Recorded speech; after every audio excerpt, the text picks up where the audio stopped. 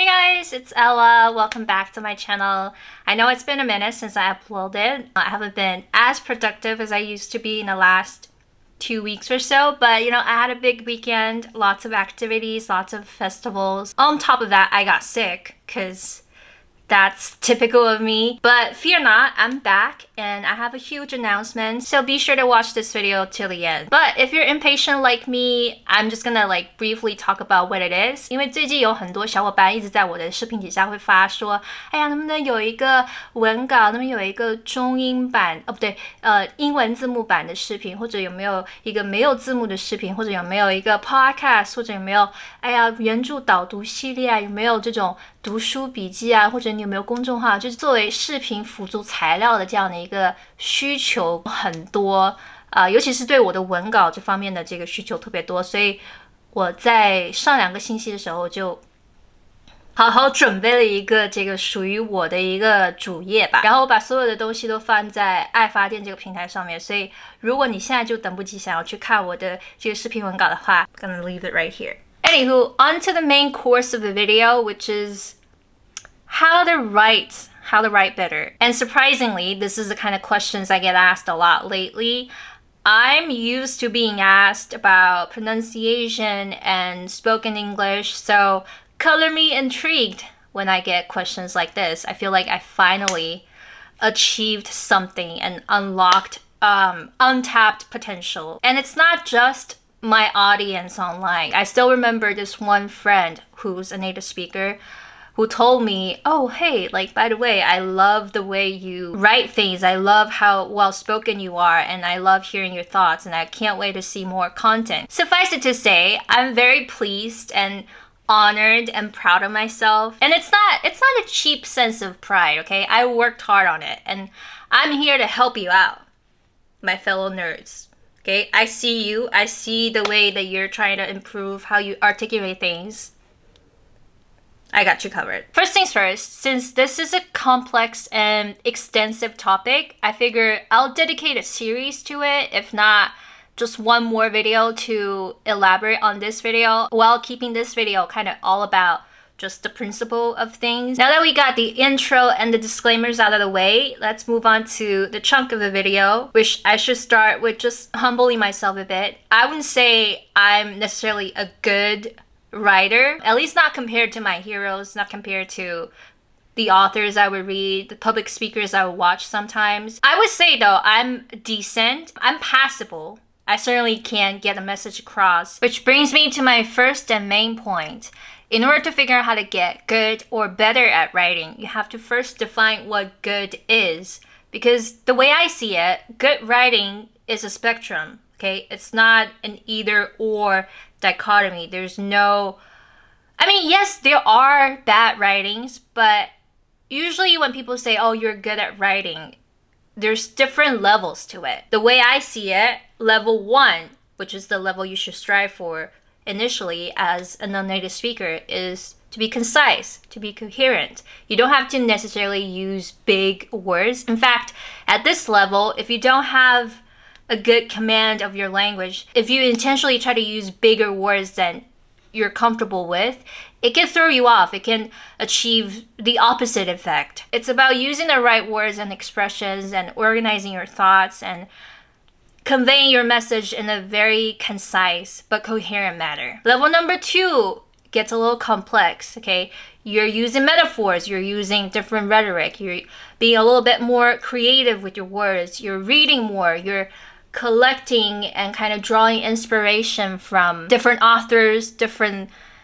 schools of thoughts. Your writing is a bit more specific and polished. Moving on to level 3, you're getting more creative with your words. Your language is a bit more intentional and poetic and even funny too at times. Particularly for us non-native speakers, level 1 and 2 are enough. And definitely enough for most exams out there. While level 3 is definitely not necessary for everybody, we can certainly appreciate a level 3 kind of writing. When an article or a video, for instance, is very well written, we're almost mesmerized and kind of jolted out of reality, and we're forced to see things differently. And that's the beauty of writing. It all begins with consuming these kind of input and appreciating it first, which brings me to my second point. In order to improve your writing, you have to have language input. There's 2 layers to input. First layer, more input. Second layer, more quality and better input. First layer, fairly obvious. Behind every good writer is a good reader to begin with. If you're not reading anything, if you're not consuming information and digesting it and looking words up in a dictionary and figuring out how to use these words and writing these notes down in your notebook and collecting all these words and expressions and ideas and thoughts and quotes, then you don't have anything to build off on. Any original writing has to start out with a formula, has to start out with a structure first, a structure that somebody else already made for you. Any original work starts with imitation. Maybe you're imitating more than one author at the time. If you don't have a habit of collecting these ideas, notes, and words and expressions, if you don't have a habit of looking words up in a dictionary, then yeah, of course you have nothing to speak about. Of course you have nothing to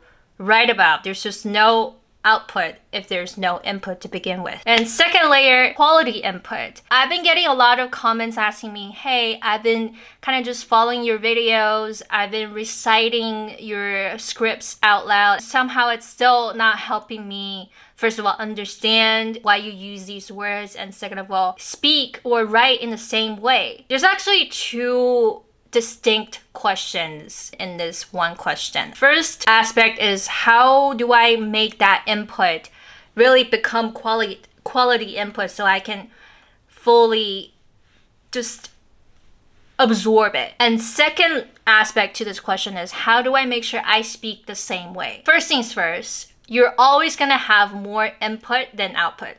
Whether it's in writing or through listening, you're always going to understand more than you can speak and more than you can write. It takes a little getting used to the word because you haven't seen this word in enough context, maybe enough times. So naturally, you won't feel comfortable using it right away. It doesn't always happen like that. Sometimes a word is so special, it strikes a chord with you instantly that you just feel kind of natural and comfortable with using it. But most of the time, it takes a little while. That being said, there's ways for you to get a firmer grasp on this new word. First of all, use a dictionary. You can't just get the general gist of an article. You have to pay attention to what kind of words or expressions that you really haven't seen before, you really don't understand.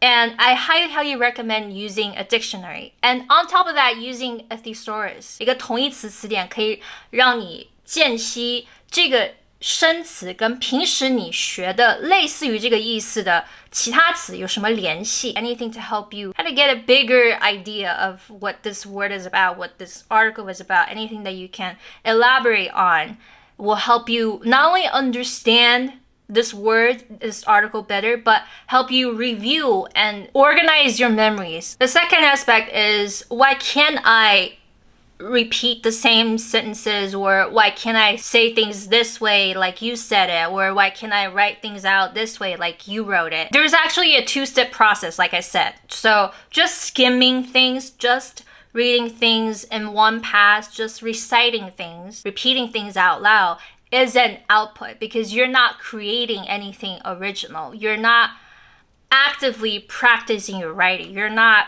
writing a sentence from scratch like I am. You're just kind of parroting me. For you to go from imitation and parroting to putting out original work, that's another big problem to tackle, which brings me to my third point of this video, which is to practice output, more frequent output in little chunks, and basically just write more. The first opportunity that you should practice writing is whenever you look up a new word. Whenever you look up a new word in a dictionary, there's like different expressions and different example sentences. Ideally, if you use a good dictionary, there's sentences. Usually the trickier, the more abstract a word is, the harder it is to understand it just based on the definition itself. Try to give yourself an opportunity to either write out, you can like just copy the sentences down on your notebook or try to write a sentence of your own. Just make up a sentence right there. That's all the writing that you need to do. You don't have to think of a paragraph. You don't have to write in,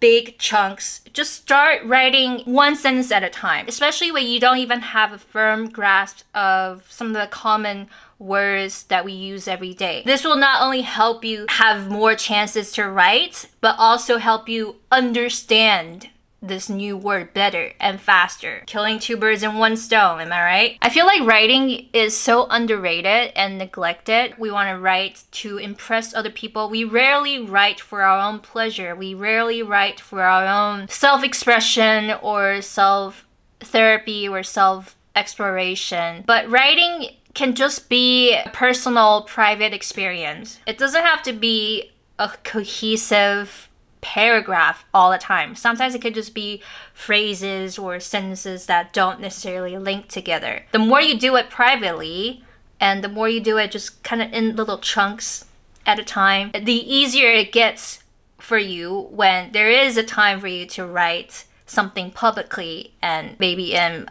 a longer format. And this is just a bonus / cheat tip. I have a habit of collecting notes, okay? I have a collection of notebooks, some of which are just dedicated to the content of the books or of a certain writing of a certain video that I saw. Other notebooks are about expressions, are about like synonyms, like this group of words all mean a similar thing. Not only will I collect these notes, I will often go back and revisit the notes and see if I can draw more inspiration. I'm like perpetually in this loop of collecting and curating my notes and reorganizing my notes and going back and start all over again. Just pay more attention to the words you pick up along the way is what I'm trying to say. So there you guys go. I'm trying to keep this video a little bit short and concise because, good writing, although it takes time, these rules are fairly simple. They're not rocket science. It's one thing to know the logic. It's another thing to actually do it and apply it to your day-to-day life. But yeah, that's it for today. And if you stayed all the way till this part of the video, I'll talk about my 爱发电. If you don't know what 爱发电 is, it's kind of like Patreon.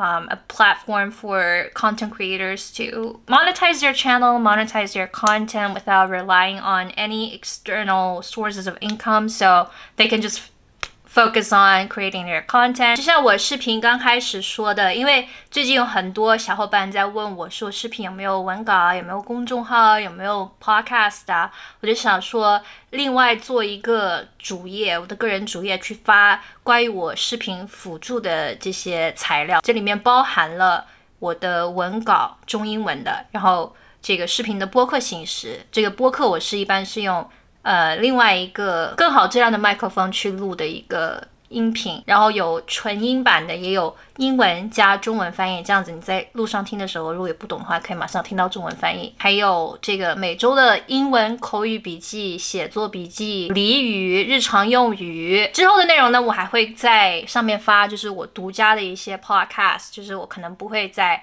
这个视频上面录的，然后这个独家的内容里面有原著导读，这个明星口语的分析，明星的这个life lesson 的一个分析，反正就是很多有趣的东西我都会在爱发电上面发。And so it'll be a great way to support me and push me to pump out really good content for you, but no pressure if you don't have the budget, and definitely I will still put content on Bilibili. Yeah, it'll be great if you can support me, but no pressure if you can't. Totally understand. It's cool. But for those of you who do have the budget, I'll see you guys in there. Yay!